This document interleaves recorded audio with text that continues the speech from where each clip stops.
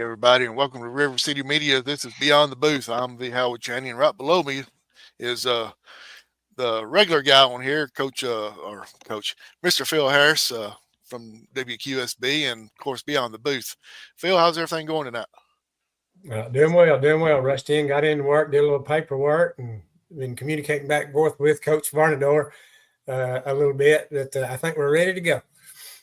Awesome. We'll go ahead and bring Coach Varnadore on and let the players introduce themselves, and then I'll step away, like I said it beforehand. So, anyway, joining us tonight is Coach Eric Varnadore of the Fort Payne Wildcats baseball team that is entering the second round of the playoffs this week. Coach Varnadore, thanks for joining us. Congratulations on the season and everything. Yeah, thank you, and thank you for having us tonight. We're excited to be here.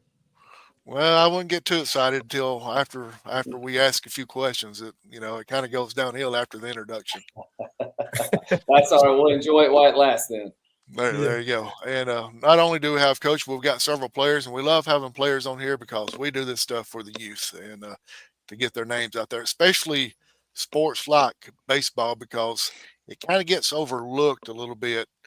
And a lot of players don't get their name recognized and out there in the public like they should. So we will start with Griffin and work our way counterclockwise real quick to introduce you. If you will, tell us your name, what number you wear, and position you play, or positions that you may play. So my name is Griffin Wynn. I wear number 27. I'm a junior. Pitch, I play first, and I also play third. And I bat from the right side and also throw from the right side. My name is Blake Griggs. I play second, and I'm number 3. I'm right-handed in everything I do, just like Griffin. I'm also a junior.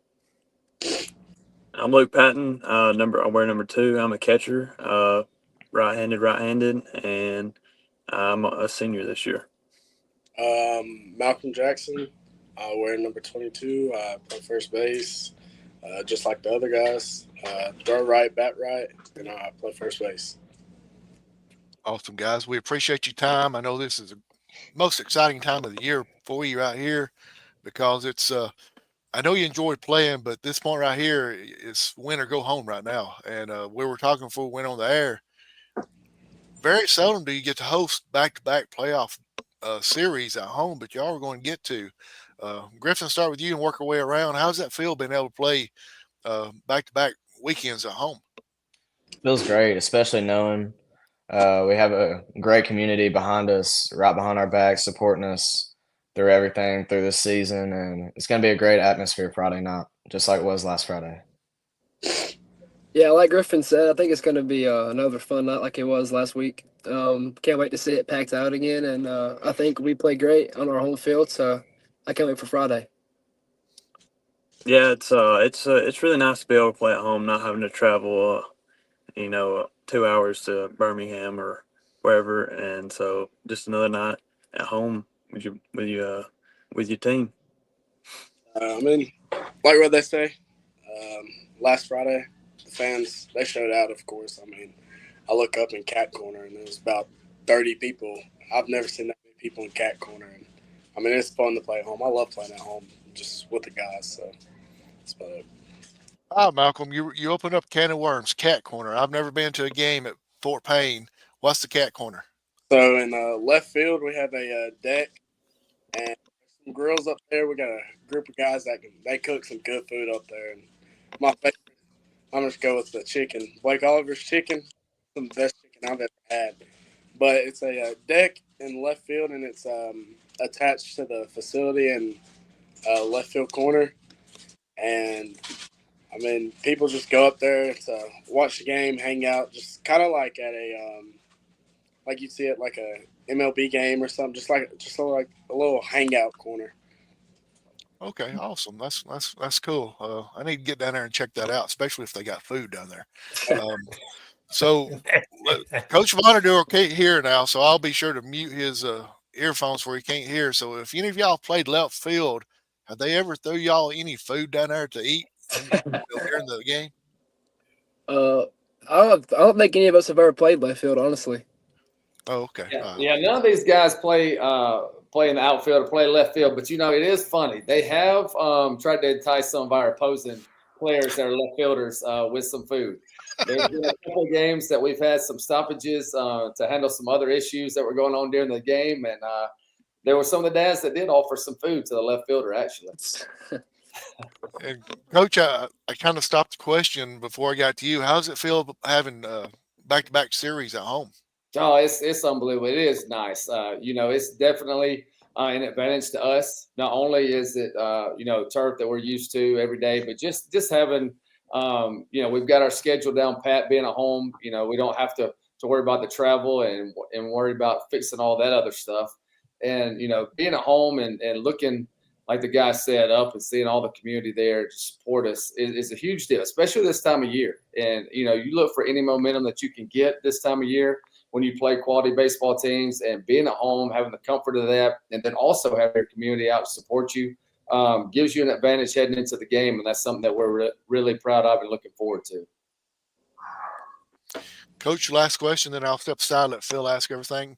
What rough estimate, how many people you think was out last Friday night to watch y'all play? I think looking at ticket sales, and we were kind of looking at that some today, but there were around 400 people there at the game the other night. And so it was a big deal. And like Malcolm said, there was a big contingency on the cat corner. I was wondering, what it would hold. I was worried. At one point, I looked out there. I thought, man, I hope this thing doesn't fall in. Yeah, that'd be bad. We got a chat real quick. We'll throw out Colton Shockley. I don't know if y'all know him or not, but he just hollered his own name out, Colton. So there we go. Phil, I'll turn it over to you guys. I'll be back shortly, and y'all take care of Mr. Harris. He's up there in age, so be careful. Well, guys, I want to welcome y'all in. It's great to have y'all on. And Coach Varnadore, I want to ask about the cat corner. Who come up with that idea? It's something that it's been called the cat corner forever. I think actually when it was first built, it has some sponsorships tied to it. I think the Times Journal was the big sponsor to that, and I think they might have been the ones that they kind of had a banner up there that said the cat corner. And so when we redid the field a couple of years ago and got the turf, our superintendent, Mr. Jett, and they said, we need to redo this deck. And so we kind of, redid it and built it up. And I was just kind of, joking with some of the dads at one day. And I said, you know what, we need to turn this thing into like Mississippi State and let you guys, we need some grills up there cooking and guys just hanging out during the game. And they were like, you know what, we can do that. And so sure enough, the next week I see a couple of Traegers sitting up there and they're just ready for the season to start. And it is. Now, I will say our concession stand is taking a hit because early on, I remember, usually the guys after the game, they run up to the concession stand and they're looking to get food. Well, we got the dads on the deck grilling. And I look out there the first game, and I don't see anybody at the concession stand. And I look up there, and every kid in our program is lined up the stairs, holding a plate, just waiting on their food. So, they are known for cooking some good food out there. Well, really and truly, I think baseball, maybe this has spilled over. I've been to several basketball games because my niece plays plays at Fort Payne now.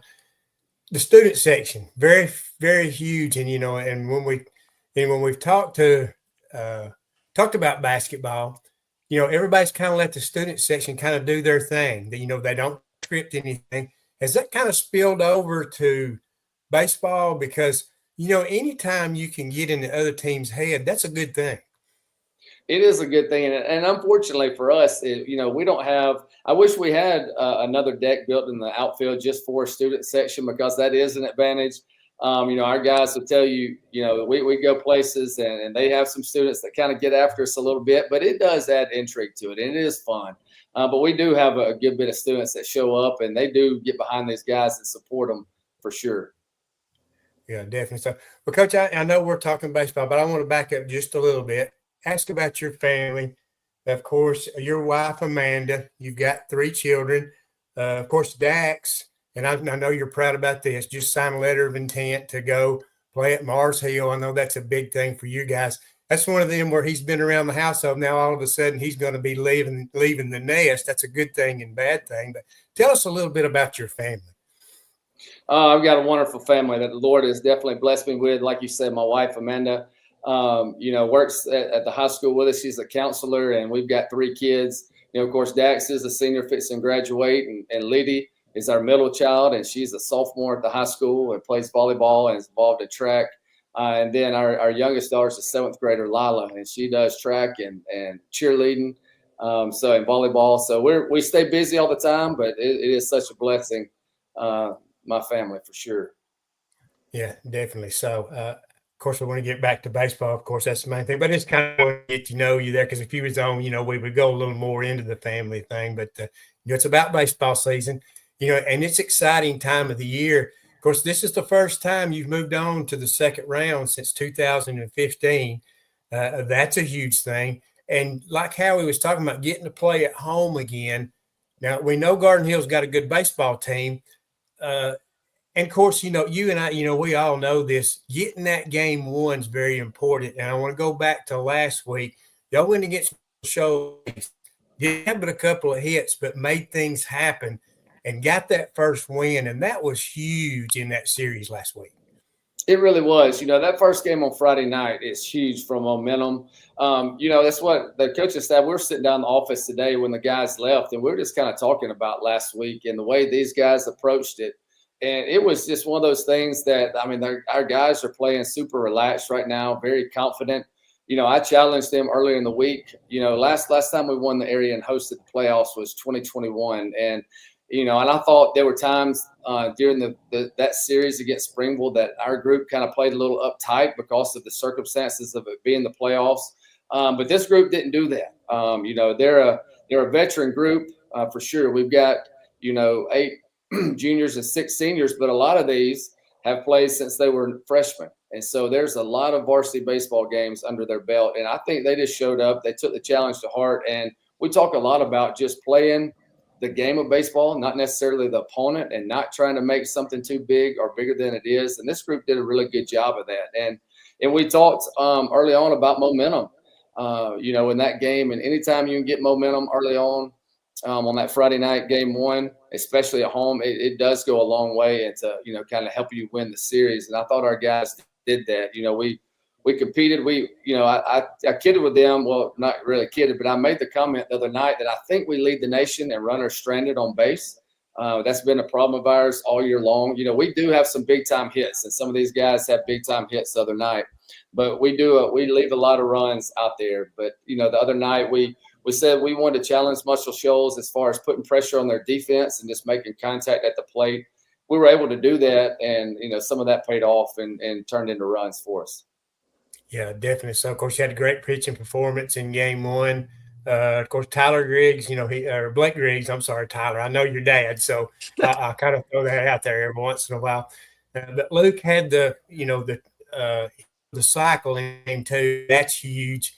But everything just kind of fell into place last Friday night. And sometimes it's better to be lucky than good. But this team, I think, is prepared. Y'all played a difficult schedule, playing teams like James Clemens, who's in 7A.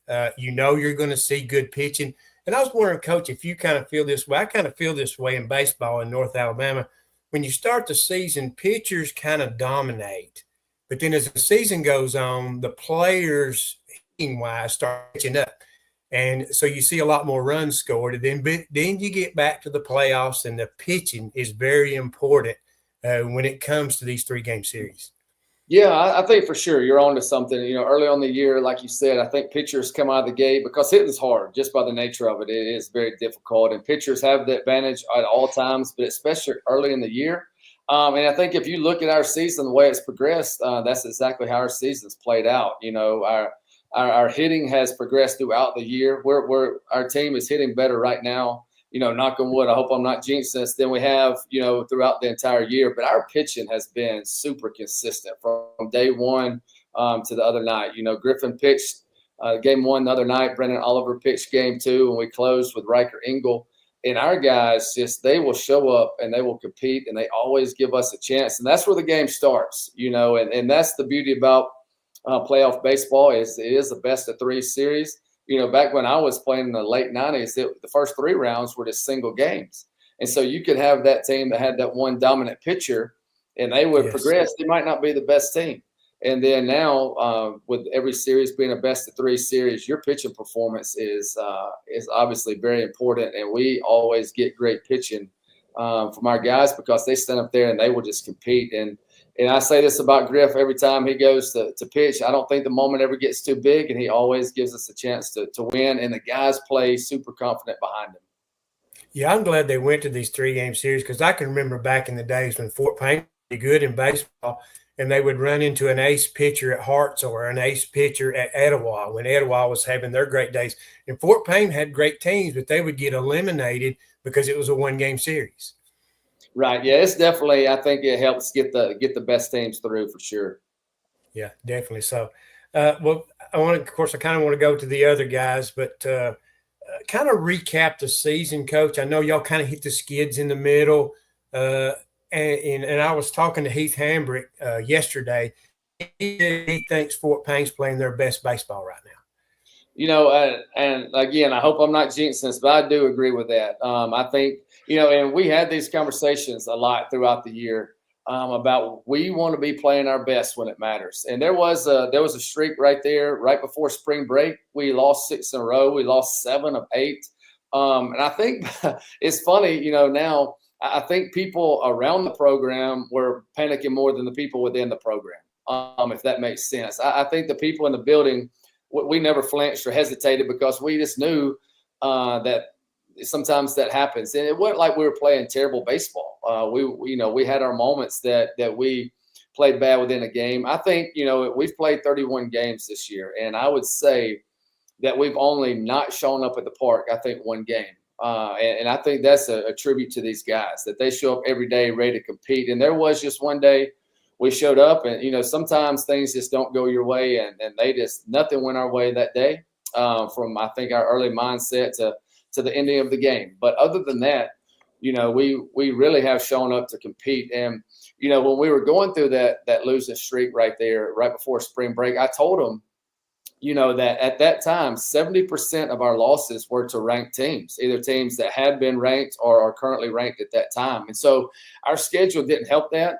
But we did that intentionally. We made a schedule where we went off and played difficult teams because we wanted these guys to see elite pitching before we got to our area play, because we have made the mistake before where sometimes we get into area play and we see those guys, and sometimes that's the best pitchers we've seen, and that's never what you want to happen. And so we played a really difficult schedule in the front half of the season, and it was to set us up for these moments right here. And I think it definitely paid off. We went to spring break, went down to the beach, and kind of just hit the reset button.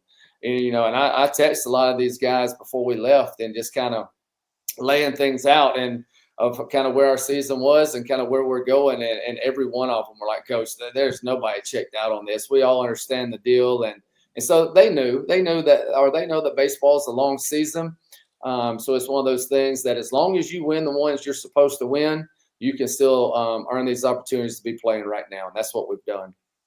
Yeah, of course, you look at the playoffs now and you see a lot of teams has a lot of losses. They play a difficult schedule.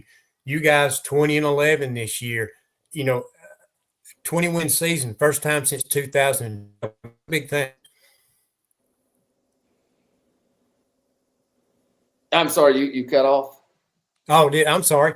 I was talking about that, this year, I mean, records are kind of deceiving in baseball. You're going to lose some ball games. Y'all went 20-11. You was talking about playing 31 games, but this was a 20-win season. That's huge. That's the first time it's been done since 2012 at Fort Payne. And that is, and I don't know why 20 seems to be the magic number, but generally when you start a season and you just kind of talk about number of wins that you want to have, just in a baseball world, 20 seems to be that number. You're allowed to play in 6A. We're allowed to play 28 regular season games, and then as many in spring break as you want to. But yes, so last year we finished 19-10 the regular season. This year was 18-10. So get to that 20-win mark is a big deal because sometimes that's the goal of teams when the season starts, and that's just a tribute to these guys again, because it could have been really easy.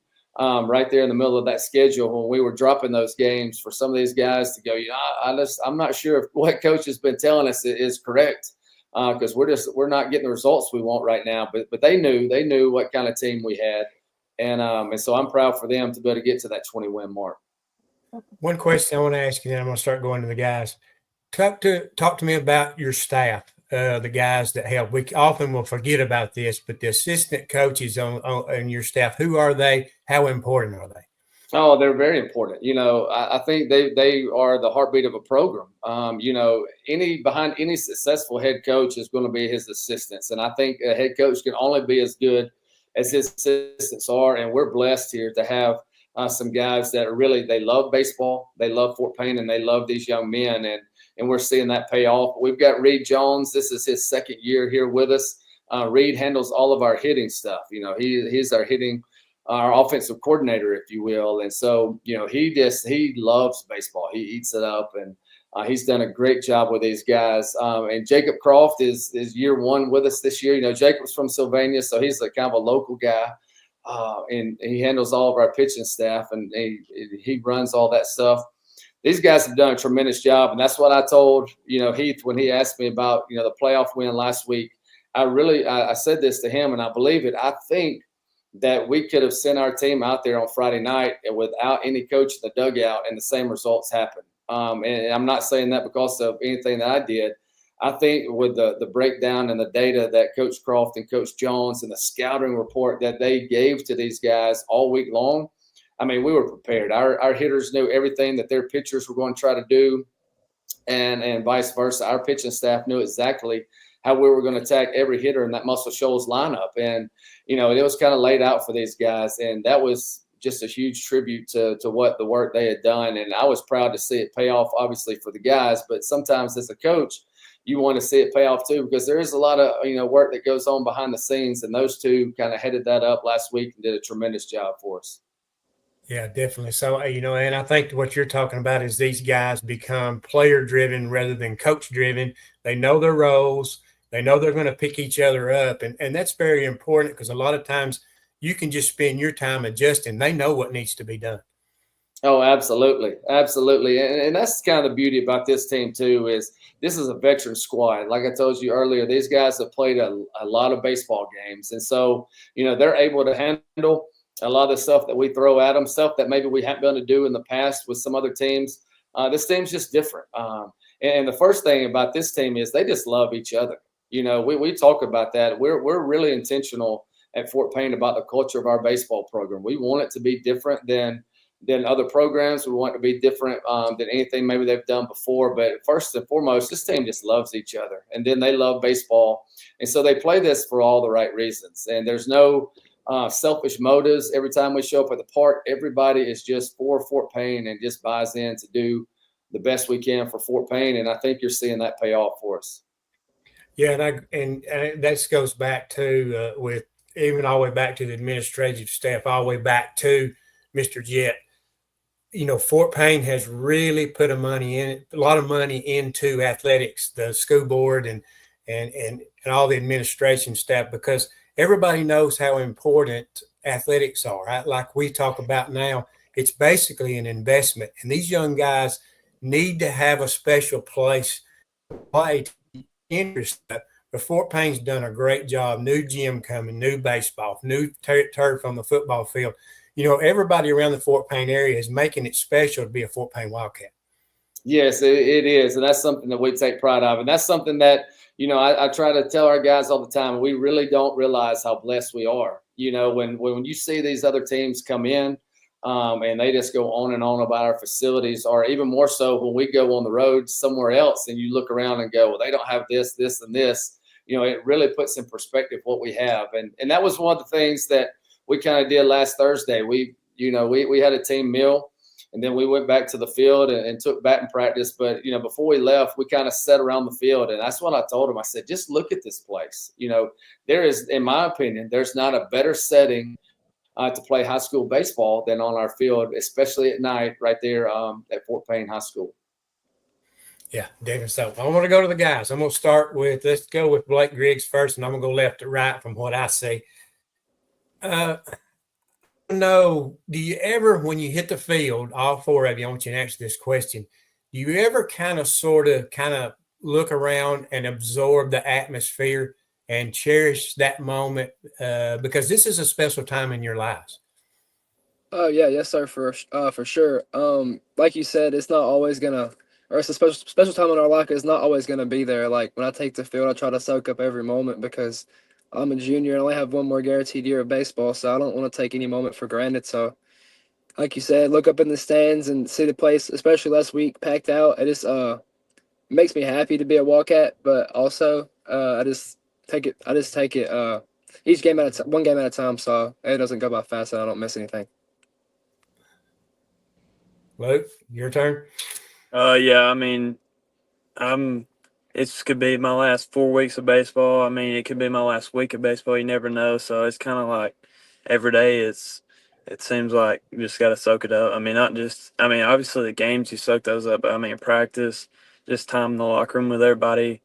I mean, you gotta every moment's special to me. So just I use that to fuel my drive for the game. Griffin. Kind of go off what they said, especially when I'm pitching before the very first inning. And I'm going out there for my warm up pitches. While I'm standing there getting the ball from the umpire, I'll just look in the stands and cherish every moment because I know these times are flying by fast, and it's always great to see that ballpark packed out. Take a peek up at the cat corner, and the smoke everywhere. You can smell the food. It's always a great atmosphere there. Malcolm. Same with Luke. I mean, it's my last year playing baseball, so I just want to take in all the memories and stuff I have with the guys, whether it's game, practice, and just stepping onto that field every day. It just makes me feel good about myself and good about what we can do as a team together. Yeah, sounds good. All right, back to you, Blake. I want to know, what do you want to leave as a legacy, not only as a baseball player individually, but also team wise? I would go. I would say for the team, we just want to leave. I probably goes for all of us. We want to leave history. We said this at the beginning of this year that this is going to be the year we make history in our program, and we want to set many records as we go, like we already have, and just keep achieving greatness each day and each week. And just helping myself, I guess, just get better each week and help the team win any way I can. All right, Luke. Yeah, it's as a team, definitely just want to. I mean, for me, it'd be for everybody to remember this as one of the best teams to come through Fort Payne. And as an individual, I just want to be the best player I can be and the best teammate, however that is each game. However we can be the best teammates to each other is what I want to leave. Griffin. We've had this year circle for quite a while now, since we're younger, around in middle school, knowing that this could be a really good year if we made it to be, because we have this really strong junior and senior class. We have a lot of experience, and we're looking to make history for Fort Payne baseball. Malcolm. Same with what they say. I mean, we've all played against together since we was little, and like G said, we have had this year circled, and just always talked about when we seniors and G and them are junior. This would be the year, and it'd be our time to shine and show everybody what we could do. Yeah, definitely. So good answers. Back to you, Blake. I want to ask you about this. Of course, I know you're going to be quarterback on the football team. What do you think? Are you wanting to play sports at the next level? Is that one of your goals? Yes, sir. I've always wanted to play baseball at the next level since I was been a kid. The older I get, I realize that it's really hard to play at the next level, especially at a high level. I mean, all next level is a high level, but I mean like D1, SEC, all type of stuff. So the older I get, you have to lower your standards. You can tell you about that, but yeah, that's always been my goal, is just to play at the next level. But in baseball, for sure. Yeah, definitely. So, how about you, Luke? I'm headed to Auburn in the fall, just to be a student, and then I love playing baseball and sports, but it's not really ever been my dream to play beyond high school. Okay, well, since that's not what you're going to do, what are you going to study at Auburn? What is your future Civil goal? engineering right now. Yeah, definitely. So that's a good thing. Griffin, what about you? Certainly am wanting to play at the next level. I mean, I only play one sport, and that's baseball. and it's literally been my sport my entire life. Pretty much the only sport I've played. So I've been giving it my all for however many years. So I'm gonna keep going and plan to make it to the next level. Well, that would be a great thing. Well, what if you get to the next level and you play college baseball? What is your long-term goals? Long-term goals, just obviously, play college baseball and just go on from there. Obviously, just take care of academics in college and just see what happens from there. So if you don't have baseball, is there something in line you're thinking about to do in the future? Something to do with finance, I would say. That's what I'm leaning towards. That's good. What about you, Michael? When I was like little and stuff, I've always wanted to go play baseball at the next level, and I mean, I still kind of want to, but sadly during football season, I suffered a arm injury, and it'd just be hard for me to put myself out there knowing I'm gonna have to have surgery and I'd have to walk on somewhere. But my plan is to attend Northeast and might transfer after that, but I want to become a electrician. Yeah, electrician. That's a good thing. That's a good thing. There's a big shortage in them. That's definitely for sure. Well, what about you, Blake? If you don't have baseball at the next level, what are your long-term goals? If I don't go play baseball, I plan on just going to a 4-year and getting a degree, like probably in business or something like that. Yeah, so that's good. It's great. It's great to have those goals because you don't never know when this is going to end. Well, tell me. I'll start with you, Blake. Tell me your best moment so far this season. What is your most memorable moment? Like as a team, No, as an individual player. individual. Okay. Well, I guess last Friday when I hit for the cycle is probably my favorite moment. But the probably the triple that I hit, that was probably the most like what's the word? That's the most like hype I've been, like emotion wise. Like it just got me fired up because I knew that was a hit we needed to make, or I needed to make, and I did. And also the double play we turned in that game was clutch too, so that got me going, and that was probably one of the most, or those are the two most like proud, I guess you could say, moments of the season for me. Yeah, well, I saw the emotion in you on that triple. I saw not a video, but I saw a picture of it. You was definitely Yes, sir. emotional at that moment. Yes, sir. Well, what about you, Luke? Is there a favorite moment or a great moment you've had during the season so far? I'm probably also Friday, first game. We were down one, had a runner on third with 2 outs. I had 2 strikes, and just put the bat on the ball, put it through the 4 hole, and the right fielder's playing shallow. I mean, he's playing Second base. deep second, like almost. And I hit it pretty well, so I had to hustle down the line, dive at first. Jersey rips up. I don't know. It's just it's a really cool moment to be able to come through, tie the game up, and get some momentum back from them early. Yeah, that sounds good. Well, all right, go ahead, Yeah. Griffin. Your turn.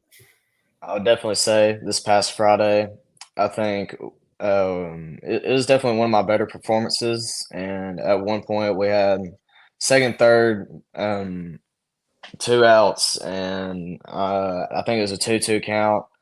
And I landed a curveball for strike three, and that just got me going and got the rest of the guys going. All right, Malcolm, your turn. Mine, I'd say, is probably game one against Southside. Blake gets up, pretty sure he hits a double, and then G hits him over or something. And then I'm up to hit, and Blake's on third, and just hitting Blake in and seeing everybody get excited about that and us getting the lead, knowing that if we beat them, then we got a good future ahead of us. Yeah, that sounds good. Well, I'm gonna put you on the spot here since Coach Varnadore here. Still gonna put you on the spot anyway. Blake, what does it mean to play for Coach Varnadore? It means a lot. I've been playing against him since I was probably like 7 or 8. Not against him, but he was coaching the other team, the older Fort Payne team that played travel ball, and we would go. I remember we would go to the rec and we would play against them, and it was always feisty because we was always best friends. All the kids were best friends, and the coaches knew each other. That was always a fun time. But It means a lot to play for Coach. He's a great man, and he sets a great example for all of us, not just to be great baseball players, but more importantly, to be good men and fathers one day. So it means a lot to play for Coach Reed. All right, Luke. Oh well, I was on the other side.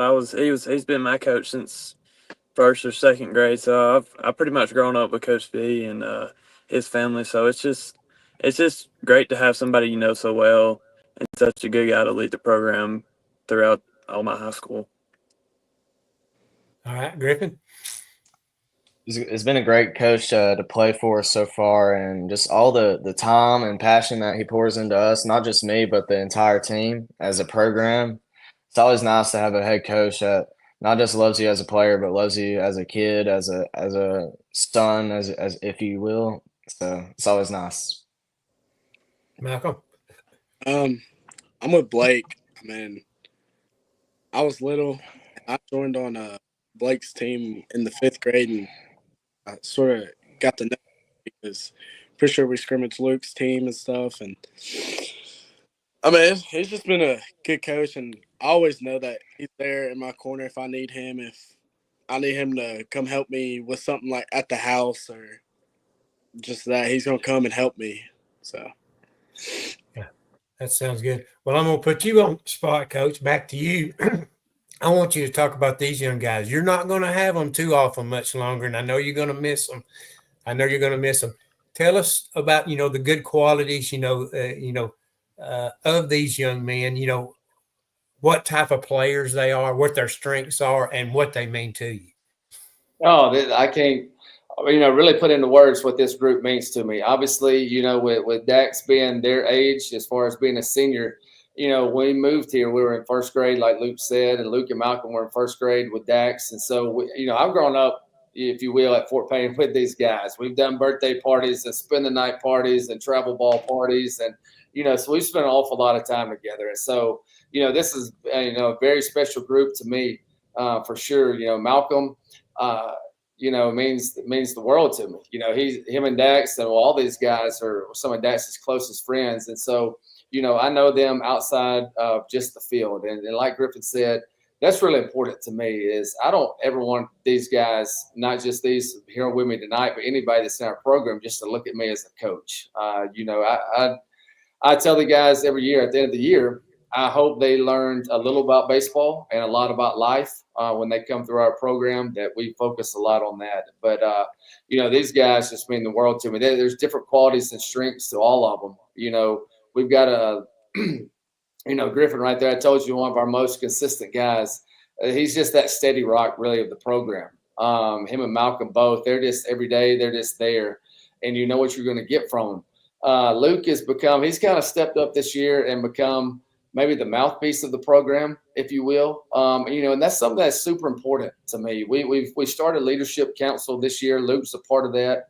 Because I've told them for years, the best teams are player-led teams and not coach-led teams. And, I challenged them this year to let's do that. And so we've got a leadership council, if you will, and Luke's a part of that. And he's kind of been one of the more vocal players. Going back to that day I alluded to earlier about when we just, as a team, just did not show up and play. It was Luke who kind of just took the bull by the horns and kind of spoke to the team, and so that's been nice for me as a coach to be able to sit back and go, hey, man, these guys have got it. I was kidding with Coach Croft and Coach Jones, last week about, for so many years, I've wanted a team that is player-led, a team that is confident, a team that plays loose and relaxed, and that's kind of what we've got now. And headed into the playoffs, I said, and it's crazy that I'm even nervous about it because they are so relaxed, but they're super confident, and a lot of it goes back to the fact of, they just show up every day with a plan, and we have so much fun at the field. If you came to our practices, you could tell right off the bat that this group just loves each other. We just genuinely love to be around each other. And then you've got Blake, and Blake is that guy that if not, I have to put my thumb on Blake. That's not the right words, but that guy is just a dang competitor. And all these guys will compete, but Blake plays a lot with his emotions on his sleeve, and I was that guy, and so I can relate to that. When I played, I was the exact same way. I coach a lot the exact same way. You never know. You always knew what you're going to get, right? And so Blake is that guy. When you show up at the park, and it's funny. Last week, Blake and I had a conversation about the way he plays the game and the emotion he plays with during the games, and I just applauded him for that. And I told him when he plays at his best, he's just that guy out there having fun and just loving life and playing, with a lot of emotion. And you saw that. You said you saw the picture of him on third base after that triple. And that is when Blake is having the most fun. And that's when he's playing his best, the most relaxed, is when he is out there doing that. But these guys right here, they mean the world to me. And like they've all said, we've had this year kind of circled for years about that we knew the potential, what it could be if everybody stayed healthy and everybody showed up every day with a plan and purpose that they have, that we could accomplish some things in Fort Payne that hadn't been done in a while.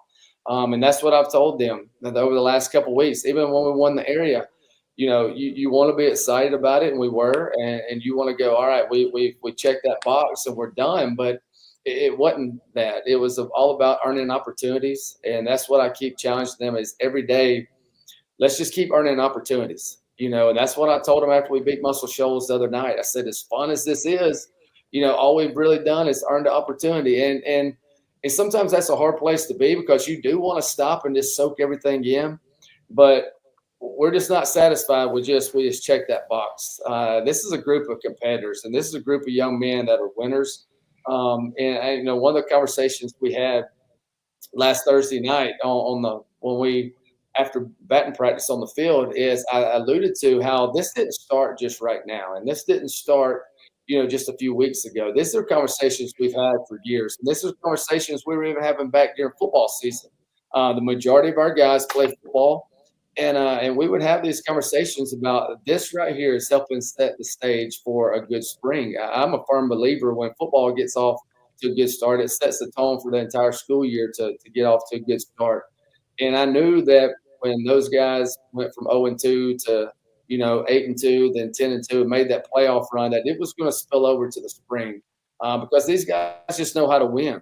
It's not some kind of magic pill or words that I've had or Coach Jones or Coach Croft.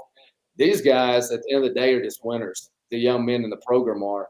And so they show up every day knowing that they're winners and knowing that they've got a plan and a purpose, and you're just seeing the fruits of that right now.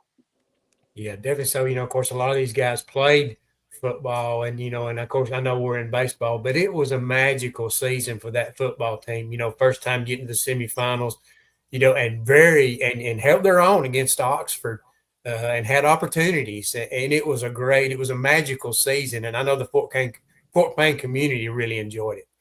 They did. They for sure did. And like I said, a lot of these guys were a part of that. The majority of our roster was a part of that. And so that is what we're trying to do right now. We're trying to make our own memories and our own moments for Fort Payne baseball. It's been really cool for this senior class and for me to sit back and watch them go out as region champs in football, area champs in baseball. And, and we want to keep on. We want to keep on building this story and writing this story because these are a special group of young people. Yeah, I know it's been a fun year so far. What I want to ask you about this, you got parents and you got other players. Talk about some of the other players that aren't here because they're key components here. I mean, this is for your better ones, but talk about some of the other guys because if they're listening, they're going to want to hear their name. Oh, yeah, well, absolutely. We've got 14 on the roster. All 14 could have been on here and represented our program really well. We kind of looked at this as some of our leaders and some of the guys, like Blake said, that had huge nights last Friday night. But, you think of some of the guys on our program, Carson Lilly comes to mind. And Carson, if you came to our practice, he's just the guy that keeps everybody just laughing. He is just a funny guy that absolutely loves baseball. He's like Griffin. Baseball is what he's done. It's what he's always done. He doesn't play another sport. And he's just that guy that is always good for a laugh, and then you get guys like Riker Shankles. Riker made, huge plays in football that I know you guys talked about him during, he was one of the receivers, but Riker plays shortstop. And Blake talked about it a second ago. One of his most proud moments was last week when he turned a double play, they hit the ball to Riker. And I'm going to be honest, I said it today when I was talking to them. I had no really thoughts that we would turn a double play at that time because where the ball was hit, the speed at which it was hit, and the runners that were going. And we work a lot on that, obviously, but that was just a situation where Blake and Riker just made a play. And so Riker Shankles he's a steady hand right there at shortstop. He also pitches for us. We hate to have to pull him out of short to pitch because he's been so solid for us defensively. A funny story on Riker, he led off for us, I guess, about the first half of the year. And one day I was just kind of talking to him. I said, Shake, what do you think about we're thinking about letting Brandon hit first. And how about you hitting second? He said, I think I would love that. He said, I would love to hit the 2-hole. He said, I've been meaning to talk to you about that, but just hadn't. But, he's a steady guy who's every time he comes to the plate, you always know good things can happen. And then Caleb Kilgo. Caleb plays over there at first base with Malcolm. He's a senior. And Caleb pitches for us as well. Just another super individual that's a part of our program. And Caleb shows up every day and just works his tail off and is willing to do whatever he can for Fort Payne baseball. And if you knew this guy really well, Riker Engel, and the role that he has, he's our closer, if you will. And Riker, I think, really off the field, you never see Riker serious. And even the first few times he pitched this year, it was one of those deals where I don't know if this is going to work because I don't know if Riker can be serious. And at the moment when you send a closer in, the game's on the line, obviously, and it's a serious moment. But I'll never forget we put him in one of our area games, and I've never seen that young man so locked in. He does play, he plays outside linebacker for football, and he pitches with that same mentality. He wants the ball in his hands at all times when the game's on the line. And, to see him locked in and serious is a cool thing. And then, Brandon Oliver. Brandon, is going to UNA to play football. He could very well be on this tonight with us. Brandon's not a big talker, so I didn't want to put him on the spot and get him out of his comfort zone too much. But Brandon plays center field and obviously in pitches for us as well. When Brandon's in the outfield, him and Engel and Kyle Caminiti are in the outfield together. There are three young men that have tremendous speed. That's what I told Griff today when I said, man, I love the lineup we put on the field when you're pitching because I think every time the ball's hit in the air, we've got a chance to catch it. Brandon obviously has elite speed. Obviously, if you're going to college to play receiver, you have some elite speed, and he uses that on the baseball field at center field to play for us, and he tracks down so many fly balls. And then Kyle Caminiti is another senior that starts for us in right field. Kyle does an outstanding job. He's had some big-time hits this year, just like he did in football where Kyle was good for those, big-time catches once a game or once every 2 games. Kyle does the same thing in baseball. He shows up, and he's a steady guy we can count on. And, he's come through clutch for us, in some situations this year when we really need him to come through for us. Yeah, well, that sounds good. Because I know they love to hear their names. I want to ask you this, Coach, and of course, I want to get to asking you about Gardendale. Then I'm going to turn it over to Howie. What kind of coaching style are you? Do you like the kids to play loose? Are you a big on fine tuning? Detail. What style of coach are you? I think it's changed over the year. Actually, I know it's changed over the year. Over the years of me doing this. This is year 21, I guess, of me coaching. And I would say I'm more of a player coach now. Sometimes that's hard for me to do, because I do want to, control things and I want things a certain way. But I think we go about things a different way. And I think a lot of it has to do with the relationship that I have with these guys, where we can be, laid back and we can be loose, but we can be serious at the same time. They know when it's time to lock in and when it's time to be serious. And when we do stuff at practice, I tell them all the time, I just want us to be intentional about everything we do. And so whether it is drills of hitting or fielding or whatever we're doing, they understand that coach wants them to be locked in, and there's a purpose and a reason that we're doing everything. But we had this conversation actually yesterday in a team meeting. I said, I never want to take your personalities from you. I believe that God's gifted these young men not only with different physical abilities, but different personalities as well. And I think that's what the cool thing is about team sports is you get a group of young men in our instance that have, They had different backgrounds, different lights, different talents, and different personalities, and we all just blend together and make this thing work. And so I've become more of a player's coach over the years as far as just wanting them to be super relaxed. I used to be that guy that was, I just wanted to be a certain way, and I thought people had to react like I did and believe like I did. And I've come to terms over the years that not everybody is really wired like I am, and that's a good thing. But I want these guys to use their gifts and talents and different personalities to bring out the best in them. And so that's been the beauty about this team is, like I said a few minutes ago, they play really confident and they play really loose. I mean, almost to the point that sometimes as a coach, it can make you a little nervous, but you just have to know these guys and trust them and know that when they're playing their best is when they are just laid back and loose and playing really confident. Well, one thing I do want to ask you before we talk about Gardendale is when you get to these 3-game series over the weekends and you're used to playing games during the week, how do you keep the guys fresh? How do you keep them intense? Do you kind of have like a live games during the week? Because, you can get a little rusty between Friday night and the next Friday night.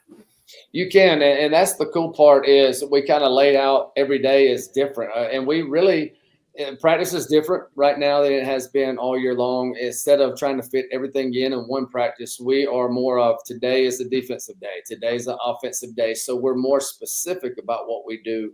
And I've told the guys, I think the best thing that could happen to us, or one of the best things that happened to us, is we played Buckhorn in a doubleheader last Monday night before we played Muscle Shoals on Friday.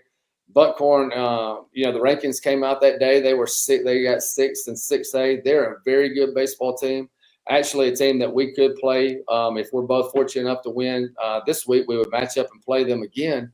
But we played them in a doubleheader, and going from playing one single game on 4:30s on Tuesdays or Thursdays, or maybe playing the occasional doubleheader on Saturday. That's one thing, but when you play a high-level team, and especially in a playoff atmosphere, and you've got to play a doubleheader that Friday, it makes for a long night. We started that game at 5 o'clock, game one Friday night, and I guess we finished somewhere right before 10 o'clock.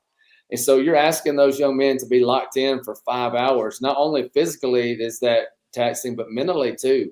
That's why I told them after game one, we have to treat this a little different. Between games, we had 30 minutes and we kind of just kept them all together, went down the building. They got some food and just kind of relaxed there for a few minutes. But it's draining, really, mentally and physically, too, to be locked in constantly. So we talk a lot about that during the week as well. We have to be intentional about this and understand that the moments on Fridays are produced by what we do today. And this group's done a great job of buying into that. Yeah, because it's, when you get in this atmosphere and you're going to have the atmosphere again Friday night, it's hard to control your emotions, but you've got to stay on an even keel. It is, and I think that's what this group's good about doing. Like I said, Malcolm for sure is that constant guy. He's never going to get tuned up too much, and like I said, Blake will. They all play with a lot of emotions. You'll just see it out of Blake and Luke a little more than these other two, and I think that's intentional. Especially out of G, because he is our starting pitcher, that he knows that he's got it's like 7 innings is a long time, and we're not trying to just win the first inning. They have the 7-inning mindset, and so they do a good job of getting themselves prepared mentally as well. Yeah, like we talked about before, I'm sure Blake's a lot like that, so that's for sure. I want to tell us about Gardendale, what you're going to see against Gardendale, then I'll turn it over to Howie. But that's the most important, Friday night, Gardendale.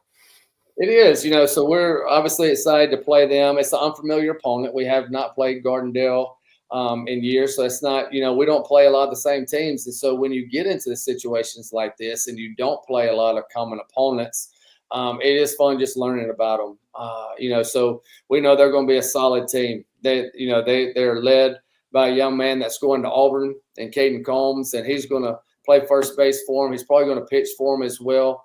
And so obviously anytime you're an SEC talent, you're going to stand out. And so it won't take people long to show up on Friday night and to pick him out. Generally, those guys don't have to announce their presence. Their presence is announced by their play. And so he's going to do a good job. They've got 5 or 6 guys in their order that we're really going to have to do a good job in a pitching staff of really picking our battles, if you will. And we've got to do a good job, of not letting the top half of that order get on, or the bottom half of the order, sorry, get on and flip them over to the top. They've got another pitcher, Mr. Webb, that's going to pitch probably game 2. That again goes out there and competes. These guys play with a lot of confidence. They don't make a lot of errors defensively, which is one thing that we pride ourselves on as well. But you saw the other night when we played Muscle Shoals, they had a couple errors that we were able to capitalize on. This week that won't be the case. Gardendale is very good defensively. We're going to have to earn everything we get, which is expected this time of year. Coach Keaty's been there a long time. Those guys have gone deep in the playoffs several times. So this round 2 is not something new for them. Like I said, I was proud of the way our guys handled that last Friday, being in a new atmosphere, if you will. I think we'll do the same, but this is not a new deal for Gardendale. They'll just go, hey, we did this last year. And so, experience will be more on their side, but I like our chances when our guys show up and just play clean baseball and compete. I believe that we'll have a chance. But we'll have our hands full for sure, which is expected this time of year. Yeah, of course, it's good to be at home. Well, Howie, I'm going to turn it over to you guys. Get ready because he's going to grill you a little bit. It's going to be your turn because this is the fun part. So, Howie, it's all you now. Yeah, y'all going from the hot seat to the recliner now. It's all downhill from here on out. And this is not just for the players. These questions are going to be for all of you, except for the first couple. Let's start with Blake. Go around like we did before. Blake, who's your favorite teacher? My favorite teacher, in the high school or like in the school system? Just period. Your favorite teacher, period. Period. Oh. No pressure. I'll probably my 7th grade. I think she's 7th grade. Miss Baker, my science teacher. Me and her got really close over the year, and she was probably my favorite teacher. Luke, because she was like a mom, if you will. Like she was always there for me whenever I needed it, whether it was school or anything. okay. Luke, Probably Mr. Garrett at the high school. I had him for history for 3 years. Great guy. Learned a lot about history in there. So that's probably my favorite teacher. Griffin. I definitely got to go with Coach Jones. I actually have him for a class this semester, and to be honest, we probably do more talking about baseball than actual classwork. But love that class. Malcolm. I'm gonna have to go with my 7th grade year, Miss Street, my science teacher.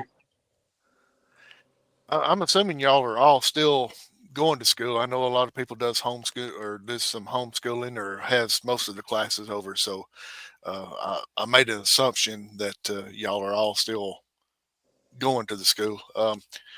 We're going to go reverse order this time. Malcolm, what's your favorite subject? I'm gonna have to go with probably history. I like history and I like learning about like what happened in the past and everything. So. Griffin.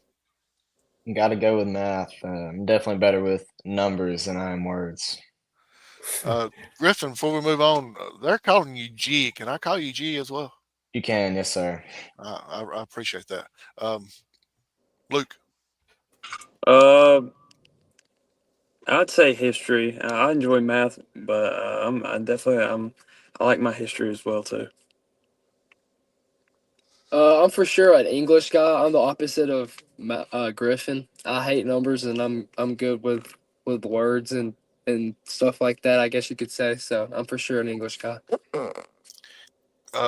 Coach V, let's go back way back when. Who's your favorite teacher and your favorite subject?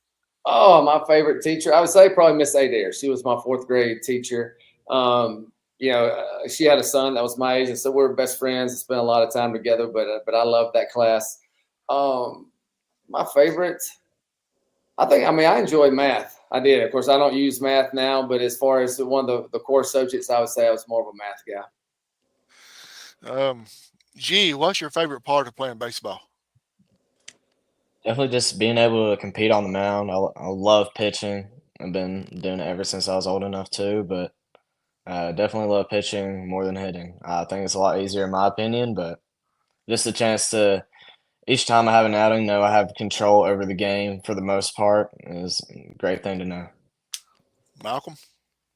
Probably just the love I have for the game. I mean, I've played it since I was little, so just love the game a lot. Blake? I'd say my favorite part about baseball is probably just like it's like my escape. I feel like from like the real world. Uh, Anytime I've had a bad day or anything that's going on, I know I can just go to baseball and my mind can be clear for 2 hours or however long the game, doubleheader, 4 hours, whatever it is, and I know it clears my mind and kind of like a little reset for the day. And it's usually the end of the day, so it ends my day usually in a good mood. Depends on how the day go or the game goes, but usually in a good mood. So yeah, it's like my escape in my home. I feel like. Luke? Uh, Favorite part about the game is just playing, being a catcher.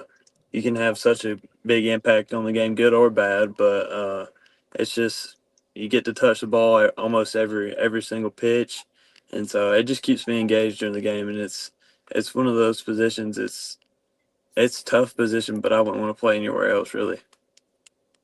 So, Luke, with you being the catcher and G a pitcher, does he ever shake you off and you get irritated with him?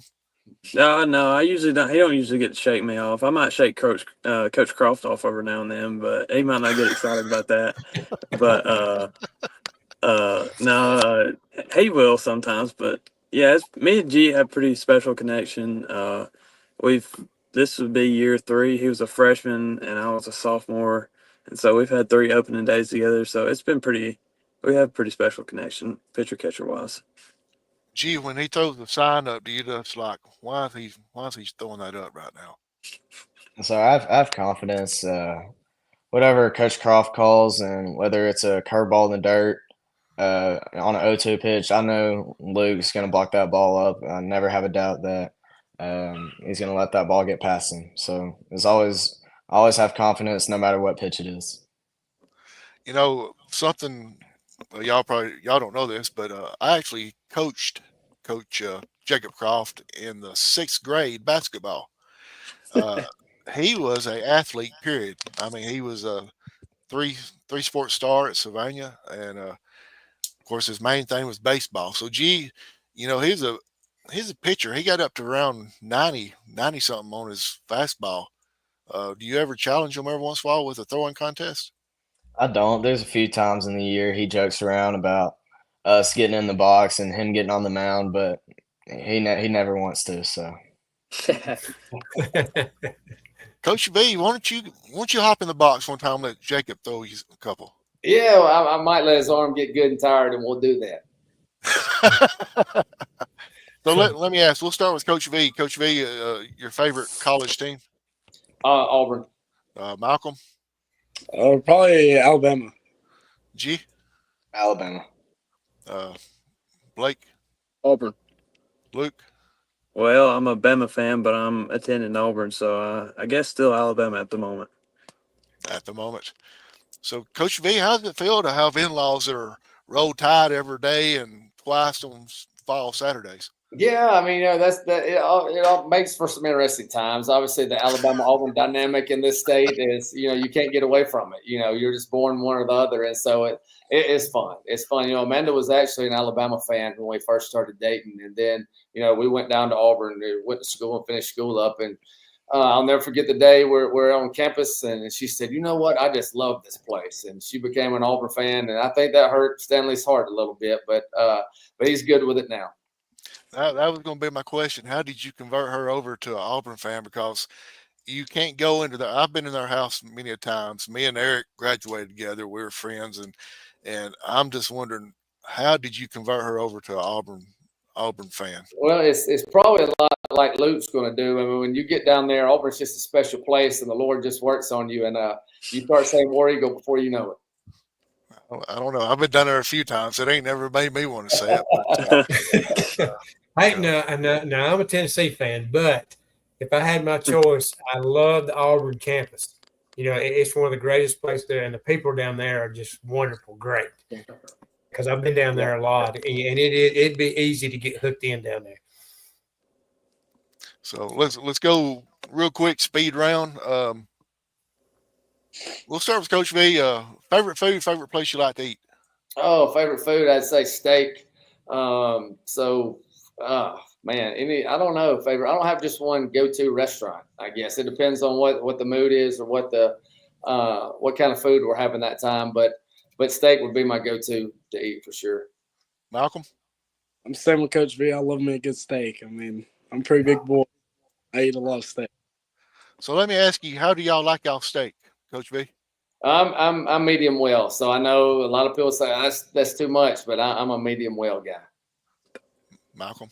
Medium rare. I like mine on the bloody side. That's what I'm Yeah. talking about. There we go. Yes. G? I got to go with chicken pasta. Okay. You got a favorite place Yeah, you would like to eat at? I do get the chicken pasta at Santa Fe. It is pretty good.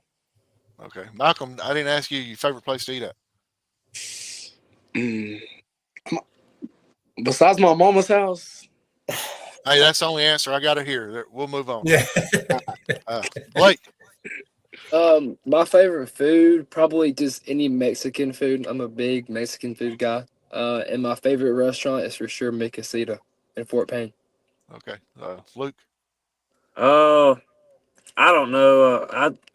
I'd probably go steak. Definitely medium rare though. Got to have a good crust, but need it nice and bloody in the middle. But favorite restaurant? I don't know because I can go to the same restaurant and I'll get something different every time. I'm that kind of guy. So I don't know. Stay with you, Luke. Favorite music? I'm a big country guy. Don't matter where I'm at. It's always going to be country. Blake? I'm the same way with Luke. Gotta have country music. Malcolm? big country music guy. I like '90s. So G? Country and classic rock. Coach V? Yeah, I'm a praise and worship guy. That's my go-to. And it is funny, Malcolm. There's a lot of country that plays at our place, and Malcolm is that old soul. He likes the older country for sure. Okay. Awesome. Um, I'm going to ask this, and I've asked everybody, and I used to call it superstition, but Coach Sparks was on here back during basketball season, and he said it's not superstition; it's rituals, routines. Routine. So with baseball players being notorious for this, what is your routine, or do you have one that you got to do before you start a game? We'll start with Coach V. I don't. I don't because I'm the type that would just drive me crazy, to be honest. If I didn't do something the same every time, I do like routine, but there's not something specific, that I have to do. So fortunately, I know that goes against the baseball world, I guess, but fortunately, right now, I don't have any superstitious or rituals that I have to take part in. Well, we've got a comment here that disagrees with you. What's that? Jacob says Oh, sunscreen. yeah, sunscreen. Thanks, Coach. But no, sunscreen has kind of been my go-to. And I joke with the guys that when we started this little winning streak or started playing better, we were down at the beach, and that's when I said I started using sunscreen. And so I put so much sunscreen on now that it's enough for everybody else.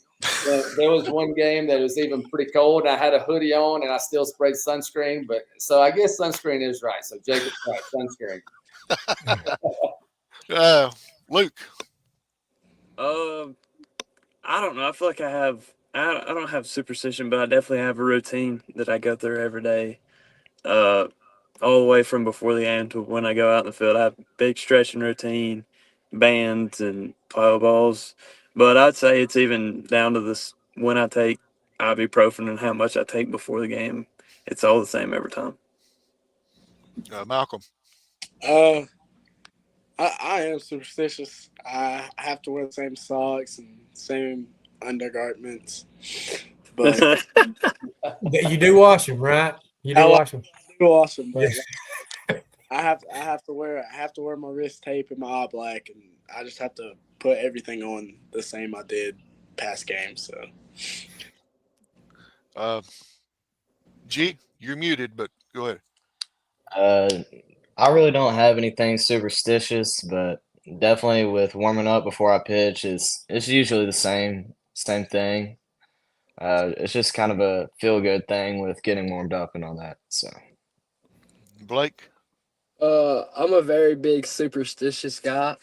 Like even the night before, I pack my bag the same time I do every night before I pack or before a game. I get the same clothes, the same stuff like every time.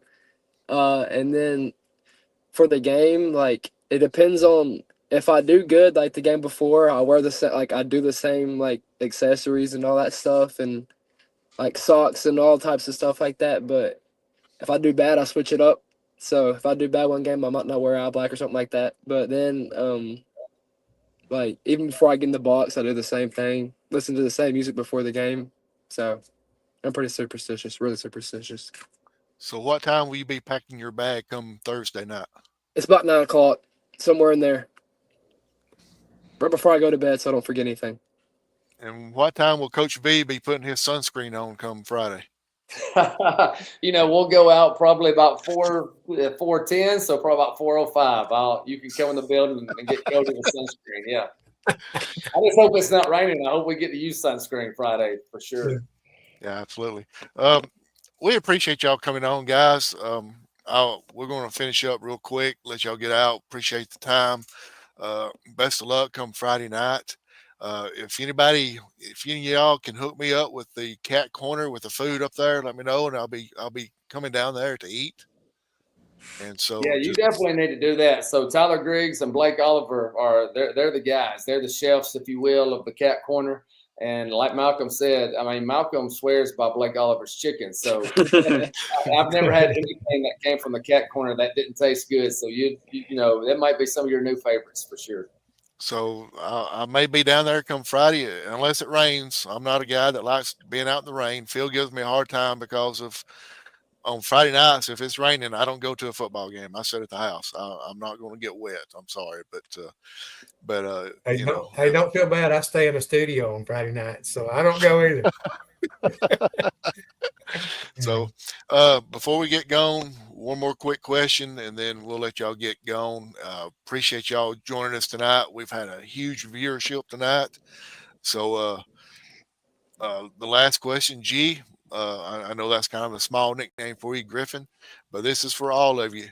Who has the coolest or strangest nickname on the team? Okay. Ooh.